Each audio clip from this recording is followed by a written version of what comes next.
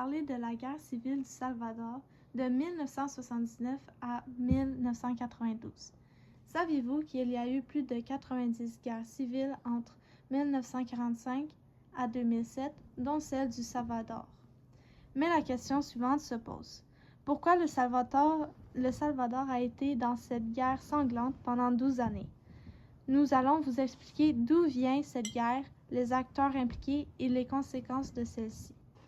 Pour commencer, les élections du président Romero en 1977 n'ont pas été si démocratiques que ce qu'on pense. Sa prise de pouvoir a été considérée comme une fraude électorale. C'est une façon d'enfreindre les règles d'un système d'élection pour favoriser un parti ou un résultat. L'archevêque du Salvador a même boycotté son inauguration en ne s'y présentant pas. La population est contre sa prise de pouvoir, ce qui va former des groupes révolutionnaires pour renverser ce gouvernement qui n'a pas vraiment été élu démocratiquement. Un exemple que les Salvadoriens vont vouloir suivre est celui du Nicaragua. Dans les années 1970, la FLSN, Front sandiniste de libération nationale, est à l'opposition du dictateur du Nicaragua, Anastasio Somoza Debayle. Ce groupe va se révolutionner à la suite de l'assassinat de Pedro Joaquín Chamorro, un journaliste nicaraguayen. Ils vont ensuite faire une prise d'otage à l'Assemblée générale, puis prendre le contrôle de plusieurs villes. Et le 17 juillet 1979, le dictateur s'exile.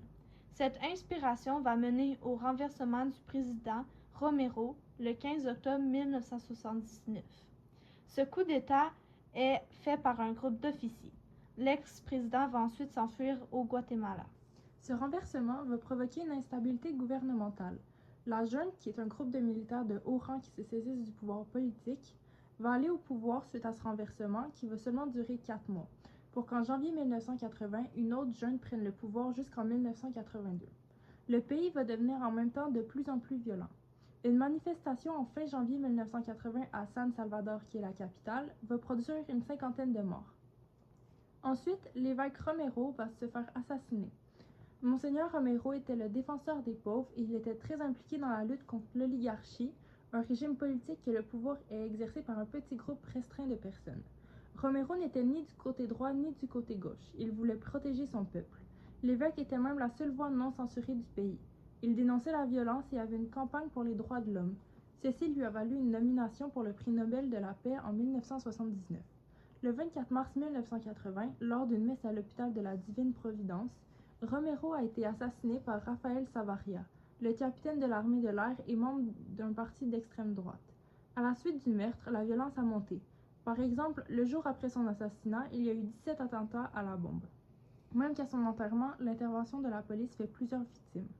En décembre 1980, l'enlèvement et l'assassinat de 3 religieuses mènent le président des États-Unis, Jimmy Carter, à dénoncer les capacités de la junte à contrôler la situation. Les deux groupes en guerre civile sont le gouvernement et une guérilla, un combat mené par des groupes clandestins et caractérisé par des actions ponctuelles en vue de déstabiliser un régime. Ayant plusieurs groupes essayant de se révolutionner, 5 groupes de guérilla de gauche vont créer la FLMN, Front Farabundo Martí de Libération Nationale. Après leurs attaques, la guérilla va se cacher dans des départements frontaliers avec le Honduras et certaines régions montagneuses. La guérilla formée de la FLMN compte 8000 soldats avec le soutien de la population. Le 10 janvier 1981, la FLMN donne son offensive. Cependant, il ne réussit pas à déstabiliser le régime. En janvier 1981, le président des États-Unis, Ronald Reagan, va porter soutien au gouvernement salvadorien.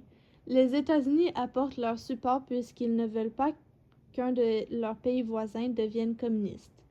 Le groupe s'opposant au gouvernement, la FLMN, est un groupe communiste. Une campagne sera même menée par Washington au niveau international pour montrer aux gens qu'il y a un lien existant entre Moscou et la FLMN.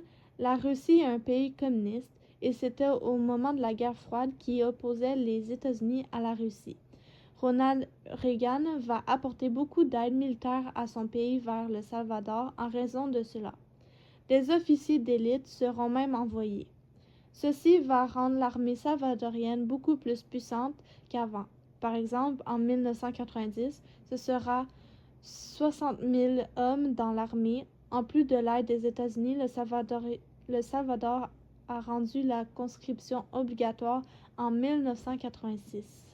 Ces deux parties se sont beaucoup affrontées et dans ces affrontements, il y en a plusieurs qui ont mené à des massacres dans des villages.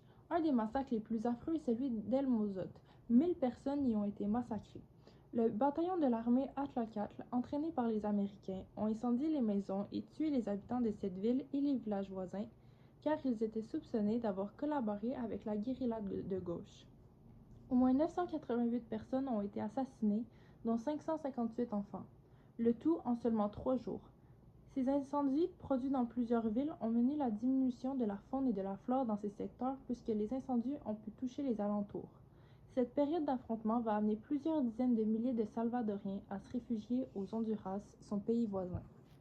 En plus de leurs aides militaires, Washington va essayer de mettre de la pression sur la junte pour avoir des élections le plus vite possible, pour que le pays devienne démocratique, ce qui n'était pas le cas avec les élections de l'ex-président Romero.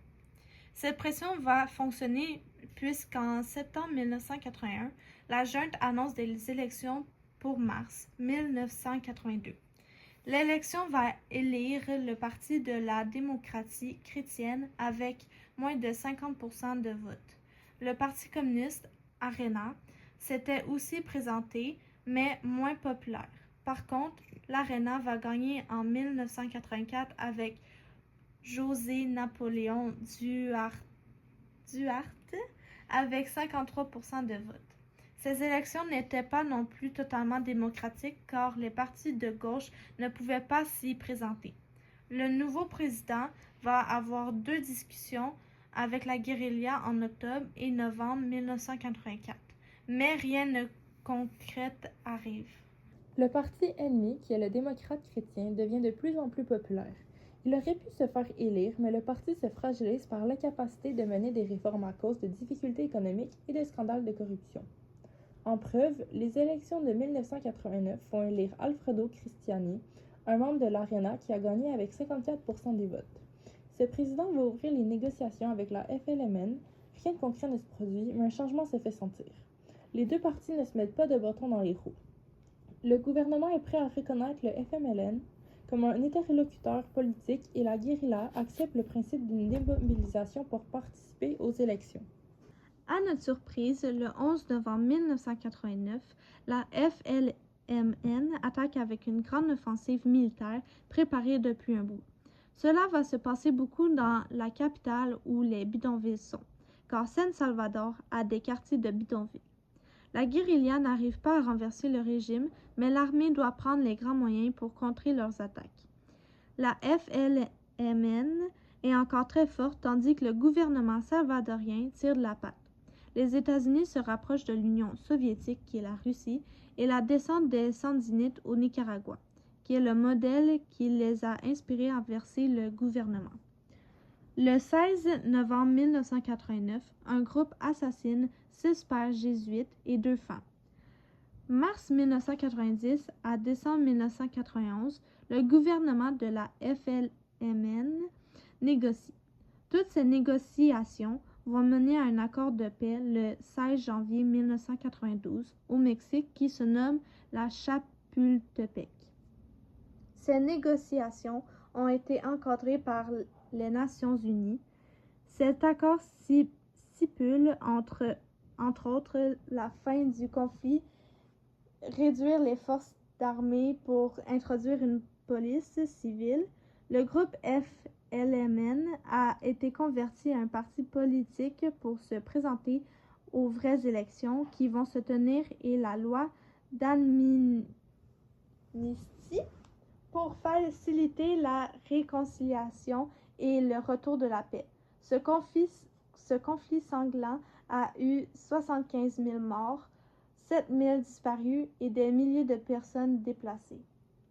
Pour conclure, la question du départ était pourquoi le Salvador a été en guerre civile pendant 12 ans. C'est à cause que des groupes révolutionnaires voulaient changer le gouvernement puisqu'il n'était pas vraiment démocratique. Ce qu'il faut retenir est que ce conflit a fait beaucoup trop de morts et de victimes, en plus de créer un pays dans la peur tellement la violence était présente et partout.